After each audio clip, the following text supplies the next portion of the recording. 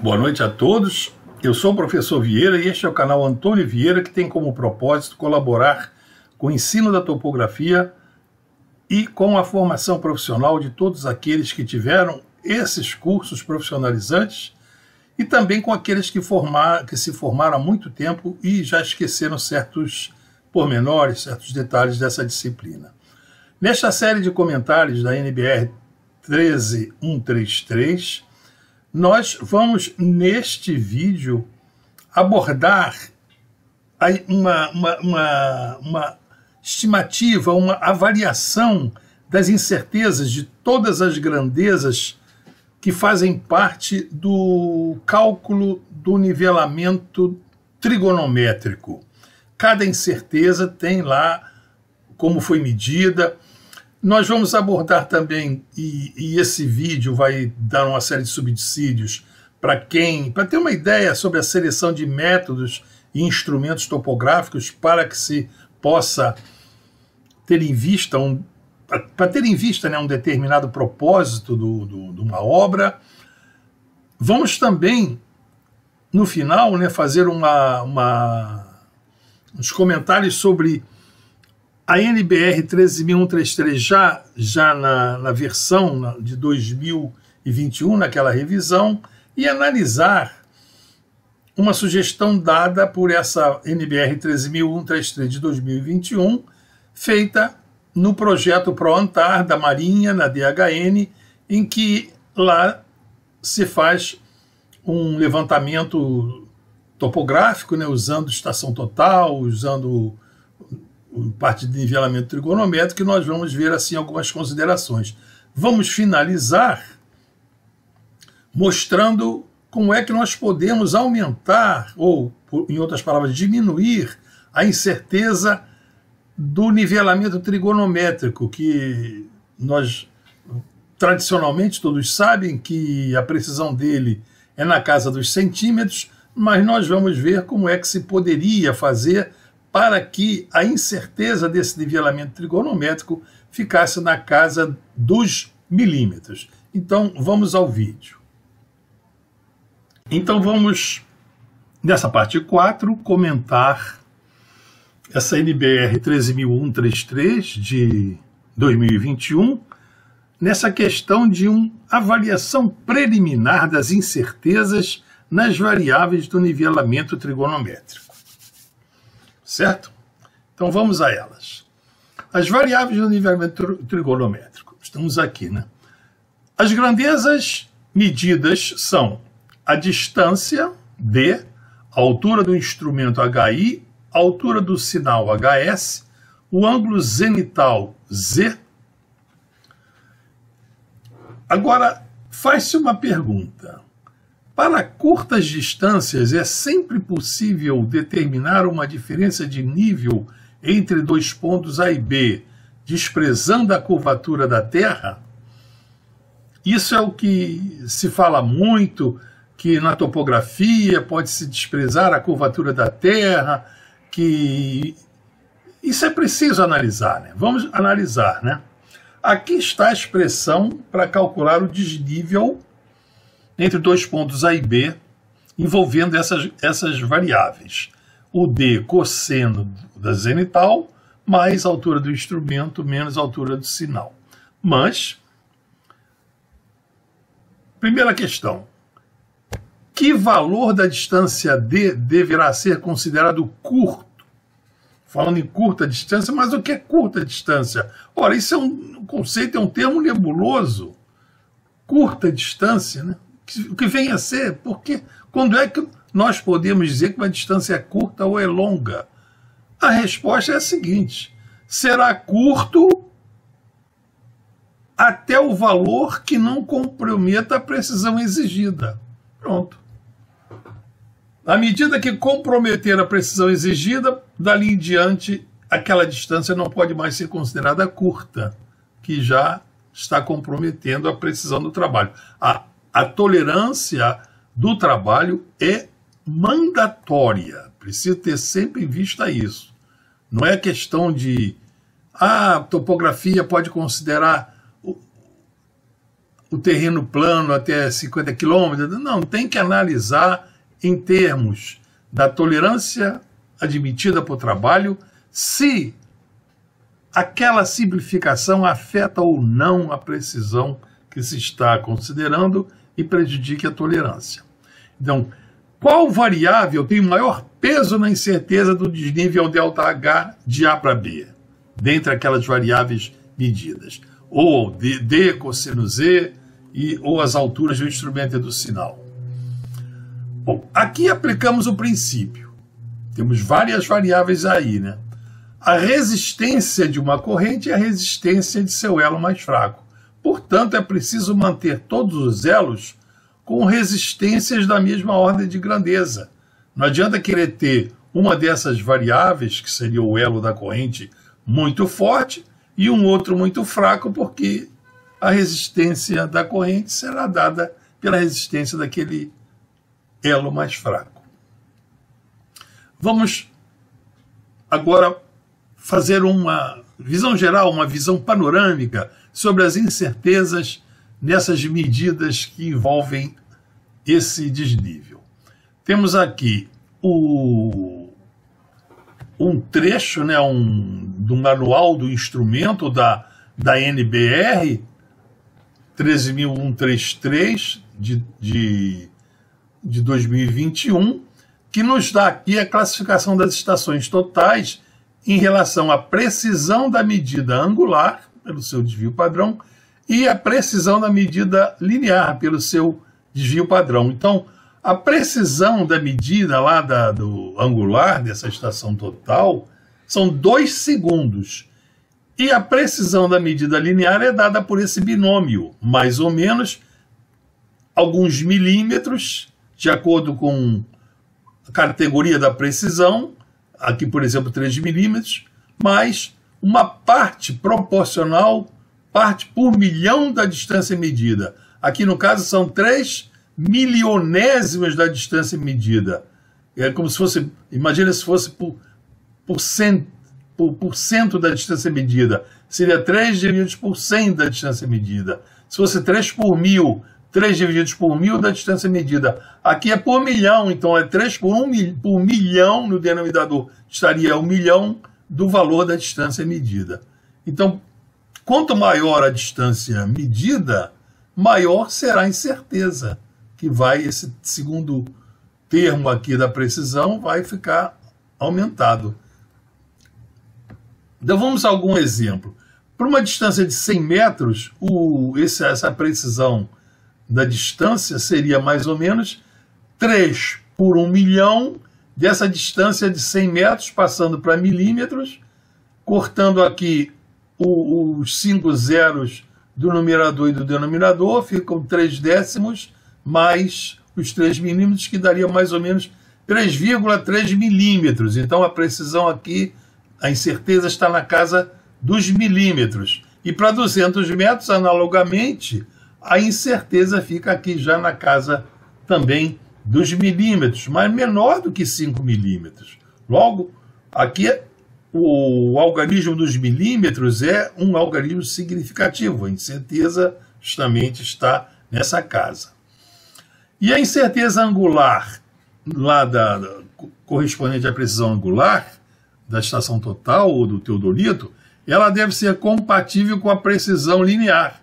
Quer dizer, a incerteza linear dá uma variação nessa distância D, para mais ou para menos esse sigma D aqui nesse esqueminha. E a incerteza angular, por exemplo, essa incerteza de 2 segundos, ela pode ser mais ou menos 2 segundos. Ela, botei só aqui num sentido, né?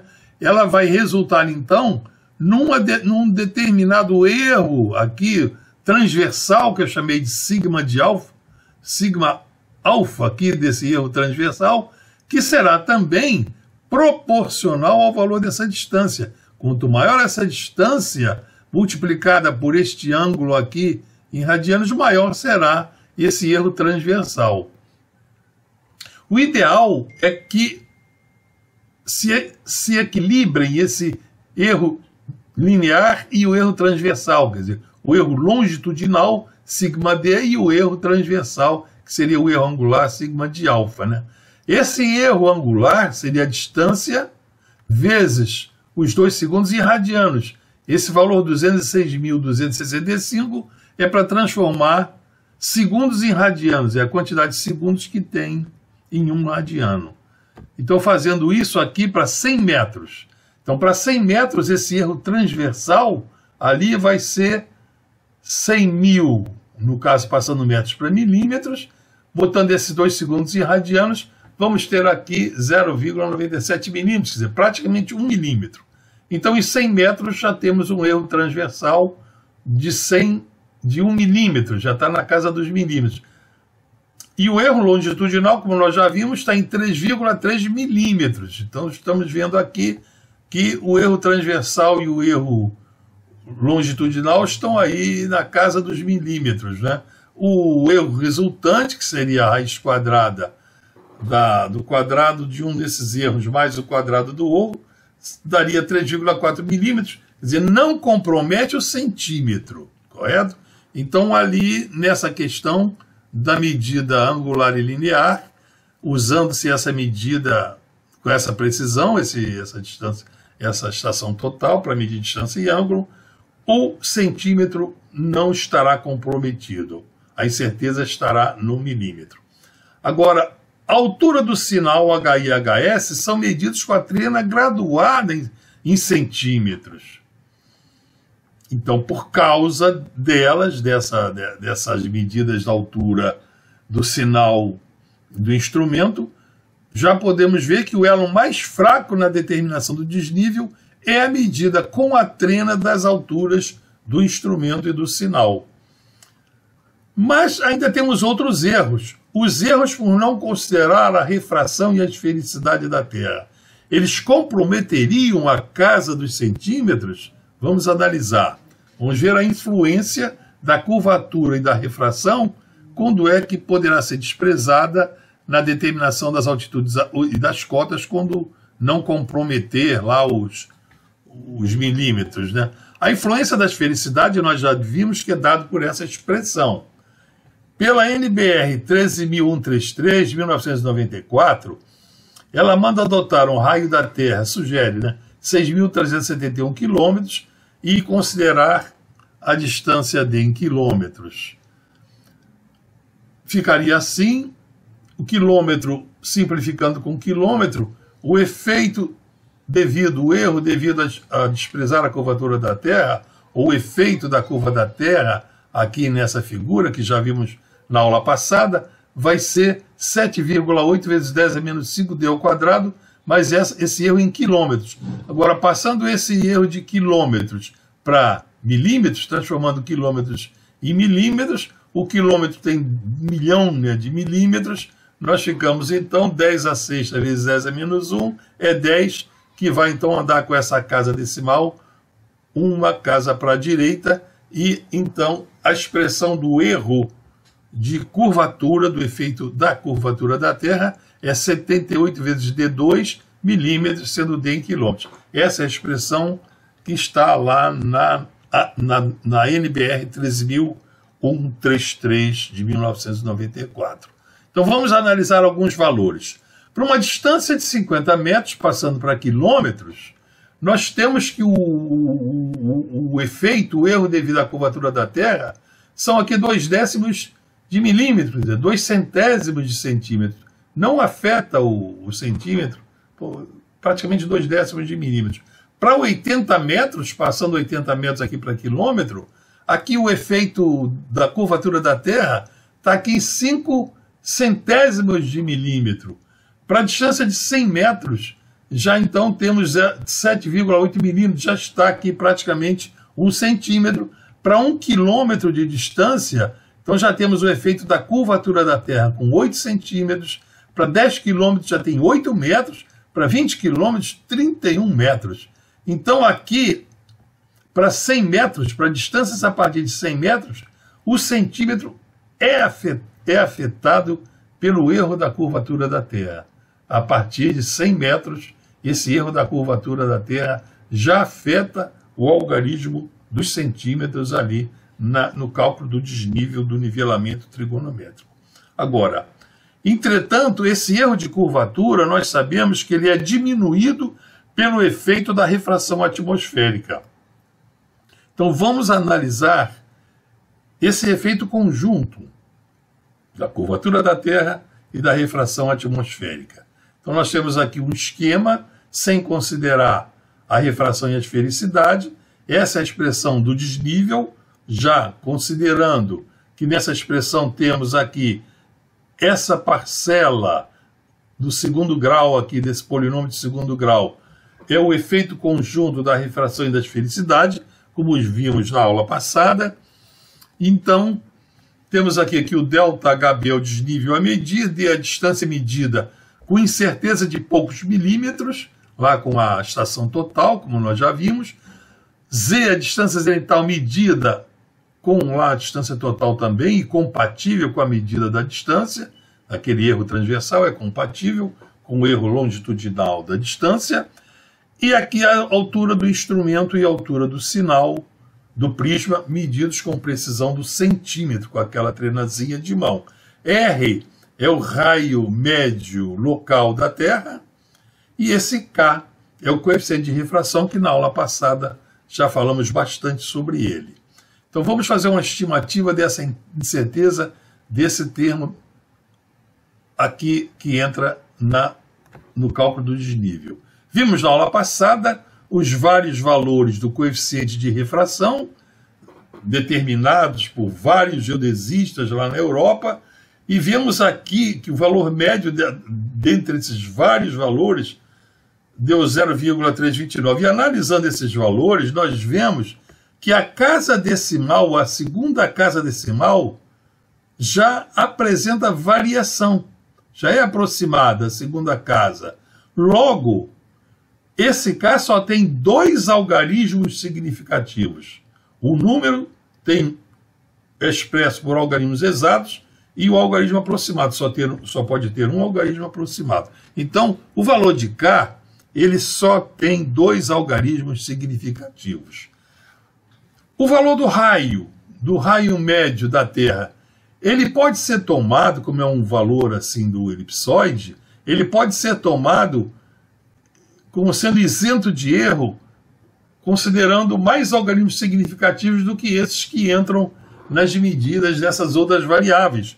Por exemplo, se nós considerarmos 4 ou 5 algarismos significativos, o valor de R fica considerado isento de erro. E na NBR 13.133 de 2021, ela sugere que se tome o raio médio na latitude média da área do levantamento e se arredonde o valor para 4 algarismos significativos. É o que vemos aqui a seguir.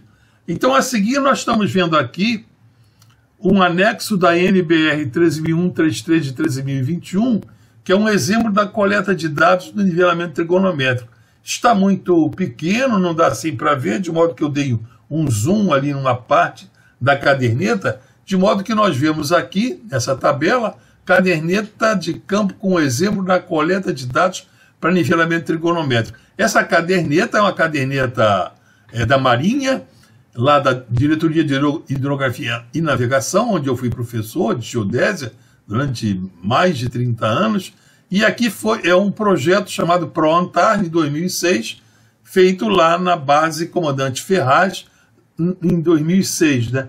E esse trabalho foi feito e foi calculado, aqui no caso, por esse Herbert Herwig, é um engenheiro cartógrafo alemão que eu tangenciei na minha vida profissional por várias décadas, várias vezes com esse engenheiro. É um excelente engenheiro cartógrafo alemão que ajudou sempre muito o Brasil em todos esses trabalhos. Ele era representante dos instrumentos da Wilde e depois, agora ultimamente, é da Leica. Então nós temos aqui, por exemplo, está aqui as variáveis, né? O K, já então com esses dois algarismos significativos aqui, o 0,13, já com dois algarismos significativos, e aqui nós temos esse esqueminha do determinação de ΔH, sem considerar, né, que no caso a curvatura e a refração no desenho, mas aqui está o termo 1 menos K sobre 2R, que é o termo correspondente ao efeito conjunto da refração e esfericidade. E ele dá aqui, o engenheiro Ebert, dá 6.398 vezes 10 a menos 12.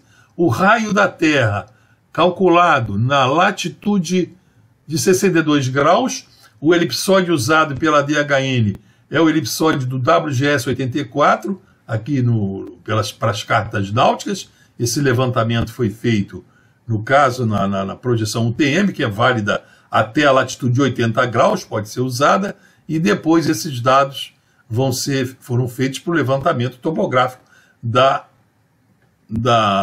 lá da base Comandante Ferraz.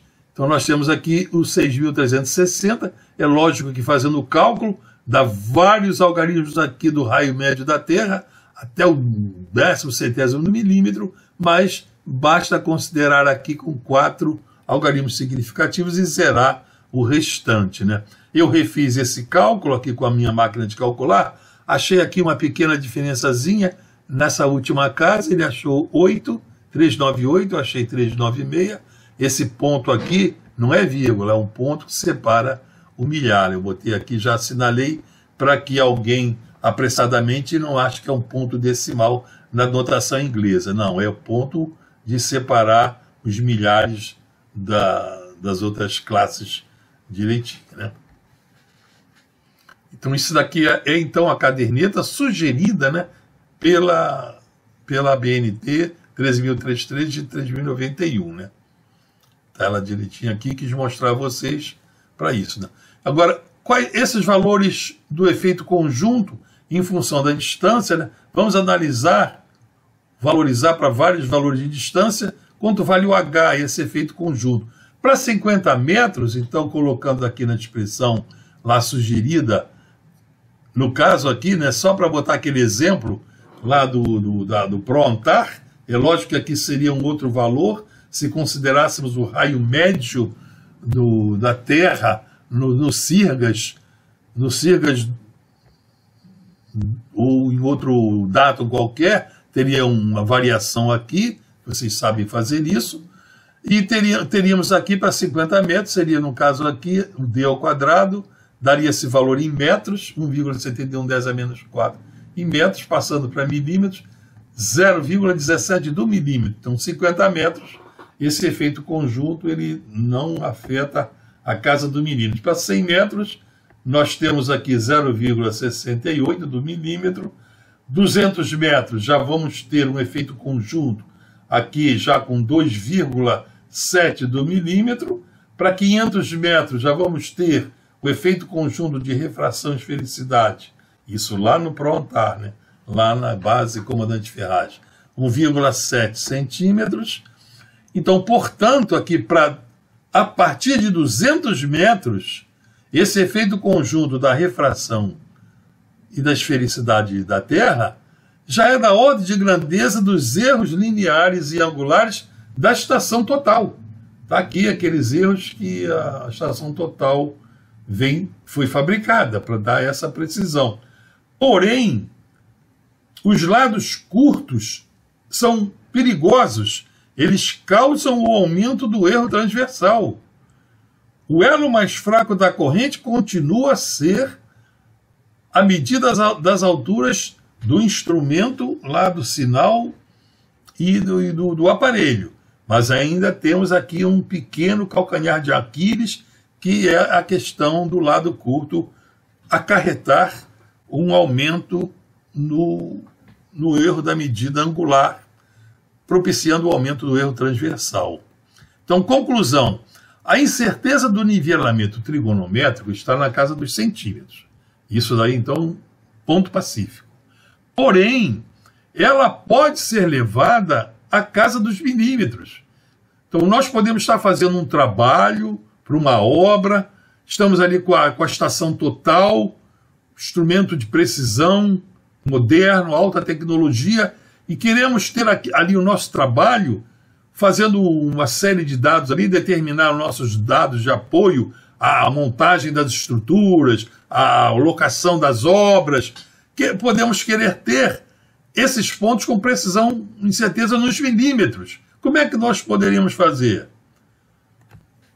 Usarmos procedimentos que não utilizem a medição das alturas dos sinais e anulem ou minimizem o efeito conjunto da refração e da atmosférica e evitem o erro transversal. Esse é o pulo do gato, para ter ali pontos determinados do nosso trabalho em que a incerteza está na casa dos milímetros, eliminando essa série de erros.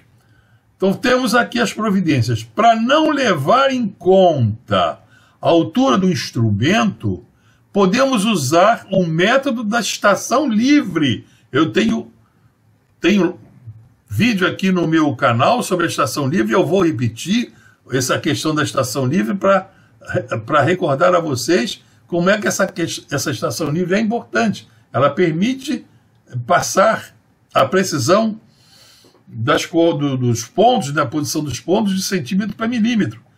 E para eliminar ou minimizar o erro transversal, podemos e devemos usar dispositivos de centragem forçada na sinalização dos pontos determinantes, aqueles pontos que vão determinar essa estação livre, e nos pontos a determinar. Depois da estação livre, nós vamos determinar mais pontos ali por transporte de coordenadas da estação livre para ficar de apoio à nossa obra. E esses pontos que vão ficar ali materializados, eles também terem sinalização ali com estação forçada. E para eliminar e minimizar o efeito da refração em curvatura, devemos usar visadas recíprocas e simultâneas, que eu também vou recordar a vocês como se faz esse método das visadas recíprocas e simultâneas. Então, com essas providências, meus senhores e senhoras, nós podemos ter ali, na nossa obra, pontos materializados em que usamos a estação total e nossos pontos ali, que vão apoiar a nossa obra, a locação dos nossos pilares, a locação da nossa estrada, a locação daquela estrutura que estamos montando, pontos que a precisão deles, a incerteza, está na casa dos milímetros. Bom, isso eu queria falar a vocês nessa aula de hoje. Espero que tenham tido proveito. Compartilhem essas aulas para que mais topógrafos e mais engenheiros e estudantes de engenharia tenham acesso a essa revisão da NBR 13133 de 2021, a esses comentários, e fortalecer também nosso canal. Deixem comentários aqui para que eu possa saber como é que vocês estão recebendo esses comentários. Bom, até a vista, pessoal.